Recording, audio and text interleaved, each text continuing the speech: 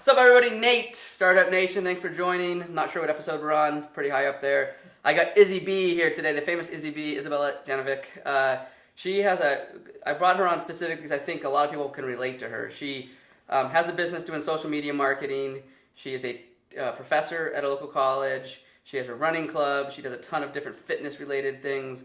And so today what we're going to talk about for the two episodes is one's going to be balance. We'll talk a little bit about work-life balance, but we'll also talk about just balancing 5 to 10 things at once and being able to do that properly. And then the second episode is going to be about if you should have your passion become your profession, and then if you don't, how much it can bleed into your profession, and what the potential ramifications are of that, in our opinion. So those are the two episodes. So we'll start with balance. Her and I talk about this a lot.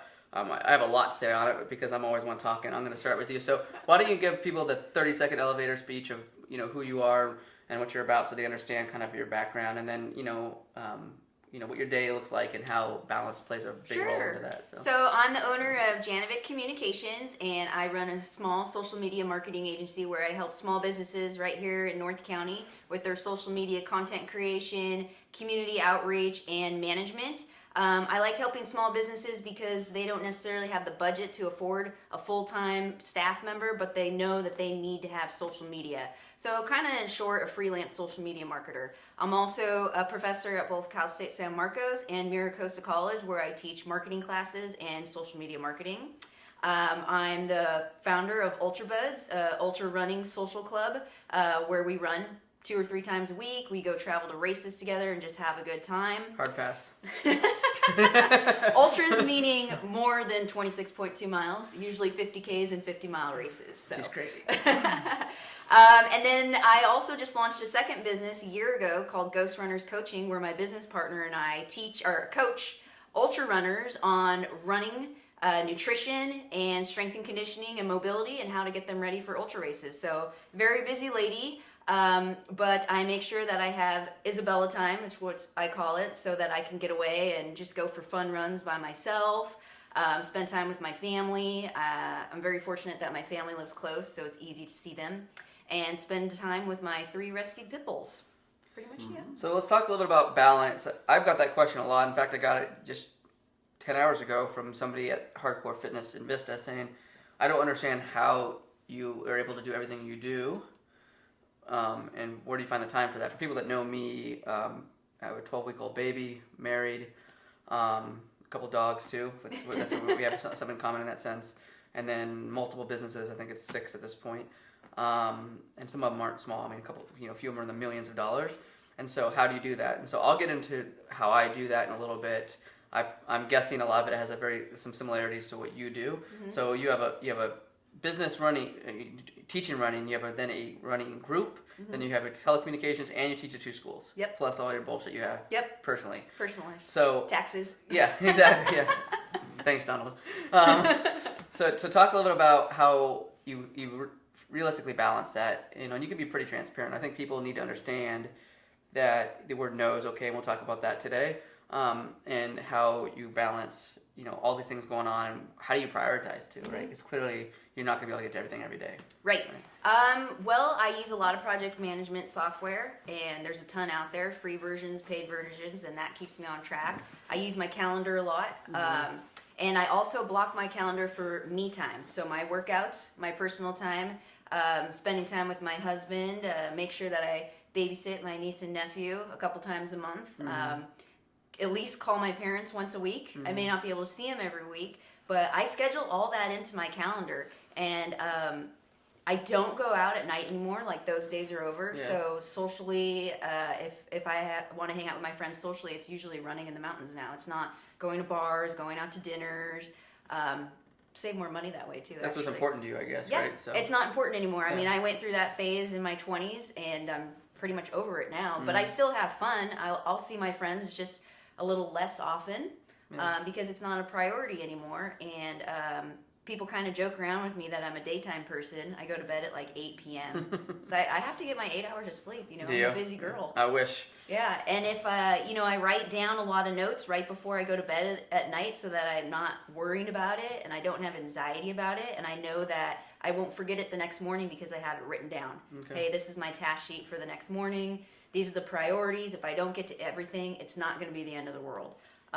Also, just not taking on too many clients at once. I know what I'm capable of. I rather do 100% work for 5 clients than only 50% work for 10 clients. And that's important to me, is what the quality over quantity. Sure.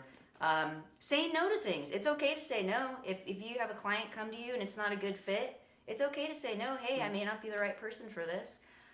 Teaching, same thing. If I'm offered 3 classes, but I know successfully I can only teach 1, then I just teach 1 that semester. Yeah.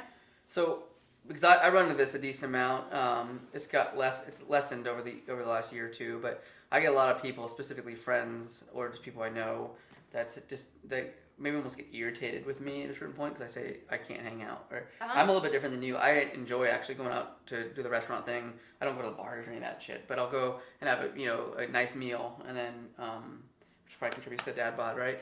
And a couple of whiskeys or something like that on the weekend. But I also just say no when a lot of people try to meet up during the week, or they just phone calls. I get God knows how many a day, probably 100, and so I just don't answer 95% of them. I don't, and they go to my sister or whatever, right? And people get irritated, like, you're so unavailable, and it's like, unfortunately, it's not in my plan for the day. Here's my plan, similar to you, and I am like hyper calendar centric. Yes. Right, and also priority based, right? So I know there's. I want to get into this for a second because I think a lot of people want to talk about this. If you have your priorities, is your priorities 50 a day or is it like 5 to 10? 10 or less. Yeah, and if you do more than that, what happens? Then I get extra me time. Yeah. So my thing is if I have more than that, I either don't get to them or I half-ass those priorities because I'm trying to rush them. So, the famous saying about 3 to 6, whatever it is, because again, priorities can really predicate how long each priority takes, right? And if you get to those, and then if say you didn't get to 3 of them that day, my advice to people out there is then don't add those 3 to the 6 the following day. Just make those 3 part of your 6. If we're using 6 as the magic number, right? And so for me, I'm like that. I know these are things that have to get done today, no matter what, if everything else doesn't get done. And I've even went as far as, there's this app called Boomerang, and it allows you to pause your email. And then what it says is, I'm sorry, I'm focused on customers and my priorities. If it's urgent, you can call my cell phone, but please understand it has to be urgent. And I'll do that. I get a lot of shit from people on that too, because they're like, well, you're not available. But people just have to understand, there's very few things in life that are true emergencies. Yes. And they tend to think that's the case. And a lot of that's probably predicated on the fact that they did something wrong and then need your support, especially at my position, right, where I am as a CEO of multiple companies, because at that point, that something happened if they had to go to me, where they probably didn't do something right in their jobs, right? So, generally.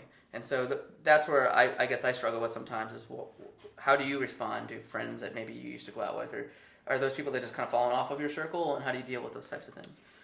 Either some of them fall off, or some of them are just as busy as me, but with different things. Yep. So they're understanding. So we'll set a calendar date. For example, my 3 best friends from 4th and 5th grade, I still see on a regular basis. Every 6 weeks, we meet at Islands. It's on our calendar. We know it's there. Okay. So a lot of people think that's funny, or they almost get like offended by that, or people that I've noticed anyways. And then they'll just say, hey, we have to get on the calendar. And they think, oh, well, I'm not. But that's just kind of the way you have to be when you have a lot going on, right? And they have to respect that, or if they don't, then they just. And I feel like a lot of my friends, my close friends, are understanding. They have kids. So are mine, They want to go out without the kids. They want to make sure it's on this calendar so their husband's watching the kids so that they can go out and have a good time. I also have my book club, which is more of a wine club, and we get together every 2 months. And again, it's on the calendar, but for everybody. So how do you prioritize things? I mean, obviously, I'm not specifically with the actual, like, hey, today I got to go consult with Amy Smith, right? But how do you determine what's important, what's not important? What do you put first? I assume there's things relating to business and your like deadlines. Professional responsibilities and deadlines, right? Deadlines. So right now, school deadlines are pretty important for me because I have class and I need to be prepared for that. You can't just not show up to class. I can't just not show up to class or grading. Mean, students might like that. Social media, I schedule all my content 2 weeks out, so I'm pretty organized with that. And then my running, that's always scheduled as well, and it's blocked. Hey, I can't go to your baby shower because I'm running that day. Yeah. And my friends know me by now. They just get it. Yeah. They accept it, or they accept aren't it. Around. Yeah. Yep. And that's kind of why I'm at too. Is just sorry, it's just the way it is. And some people they just adapt to it, or they don't, and it is what it is, right? So I think for people out there listening to this, and I know we ramble a little bit on this, but don't be afraid to say no to people. People are going to get offended by that. Then they're probably not the people you want to surround yourself with long term, because it's unless you're sitting there saying, well, I can't talk to you because I have to play Candy Crush for 4 hours tonight, right, or whatever the F those games are, right? And the person I'm referring to on that knows exactly what I'm saying. But the reality is that clearly if you're going to prioritize your life because you want to better yourself, saying no to a friend or a family, I mean, it's just the way it has to be. And if somebody sits there and says, oh, I need to meet with you tomorrow, I'm just going to say, sorry, my schedule just doesn't allow that. Like, you know how I work, and this is the way it is, and people will adapt or not. I also do a lot of phone calls. Yeah. Pick up the phone and talk to someone if you can't meet with them. Yeah, in-person meetings to me have to be really necessary. Yeah. I got one person that likes to do that because she likes that like interaction, but I just tell her like, conference calls are wonderful. yeah, guys. Zoom meeting. I mean, yeah. all that stuff's easy. And for me, I could be doing a Zoom meeting, especially if there's multiple people on it, while doing something else. I can be, you know. And it saves so much time, driving time. I don't have to change out of my workout clothes. Yeah. Just wear my normal work attire. It's like you just wear this with underwear underneath. And the other thing I want to talk about is delegation. I don't know how much of that you do. I do that because with over 100 employees, it's all the businesses, it's absolutely critical. And so I talk to people about that. I think a lot of people have a really hard time letting go. I know of a couple owners I can think of offhand that have a really big issue. And I was one of them for a number of years. I wanted to know the schedule. I wanted to know how much we build every day. I want to know everything. And now I'm like, I haven't looked at our schedule at Green Guard for years, right? I have a weekly one-on-one meeting with my general manager, minority owner, and I poke my nose in things as I want. But aside from that, are we profitable? How's our retention for our employees? How are we doing? And that's basically it, right? With a handful of little things. And because you have to let people fail, you put them in this box or this circle, let's say this table, just don't let them go outside of a box that can catastrophically hurt your business, and delegate, right? So just the other day, yesterday, we have my front desk staff at Hardcore Fitness. She does all the ordering. She does all the charging of clients when they like order like meal prep or whatever. And we had two members that were mad because they were charged and they didn't get meals. They just mischarged the client. So be it. Like, would I have made that mistake? Maybe not, because I have a process where I'm like, again, hyper focused on things like that.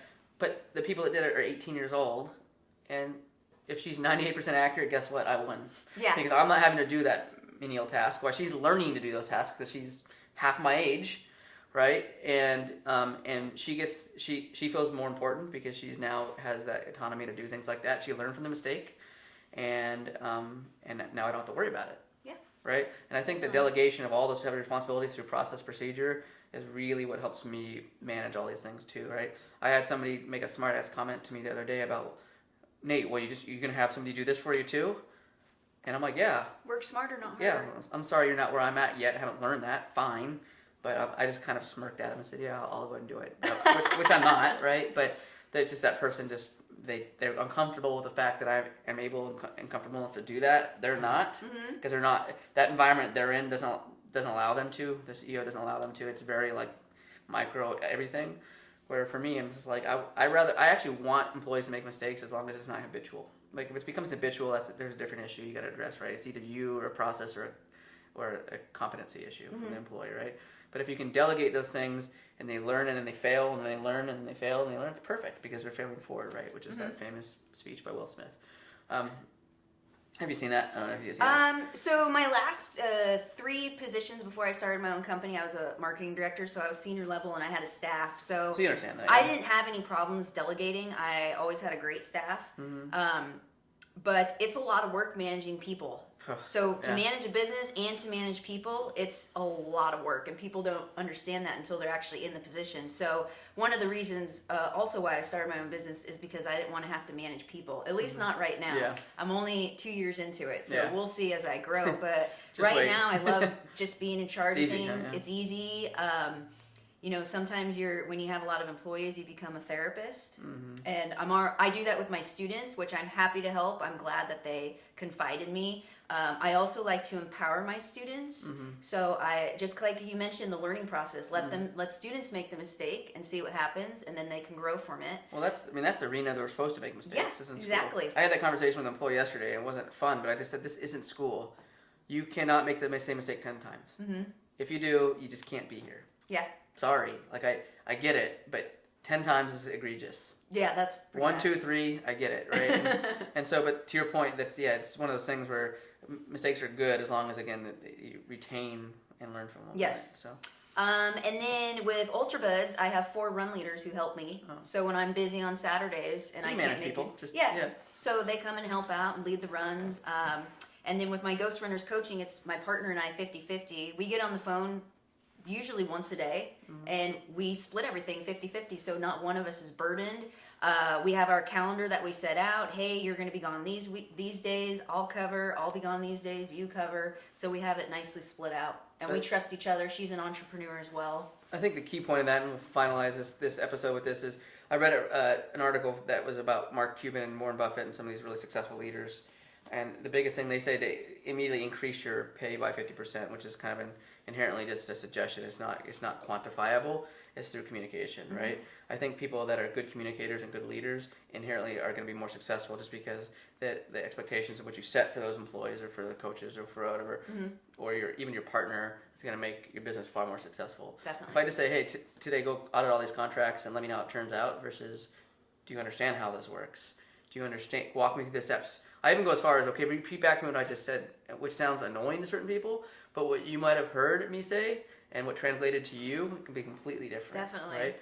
And those types of things, people, once you could start learning those things, it helps a significant amount, I can tell you, because I was not a good communicator and not a good leader a handful of years ago, right? And I learned it the hard way through a lot of loss of employees and all that, and now it's significantly more different, but it's helped me a ton, and that communication piece, especially with business partners, is absolutely critical, right?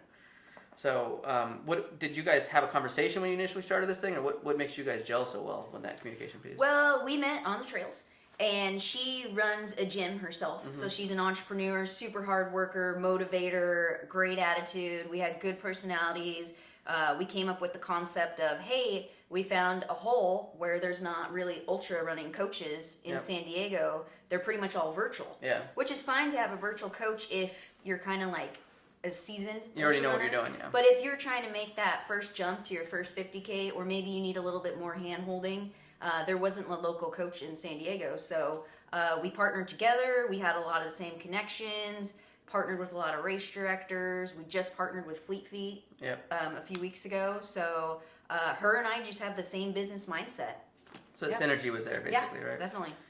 So the moral of the episode today would be obviously communication, not being afraid to say no, and delegation are all really important factors in if you have a very hectic lifestyle, and then prioritize what's important to you every day. If you can really follow through with those types of things, if you have questions or concerns, reach out to one of us. We'll be glad to help you guys. Our Instagram profiles will be on the background behind us. And we will be glad to help. But those are really, really important in order for people to sustain, success and continue to move on, especially as you continue to get more responsibilities and more opportunities in life. So appreciate you listening in, Startup Nation, Nate and Izzy B.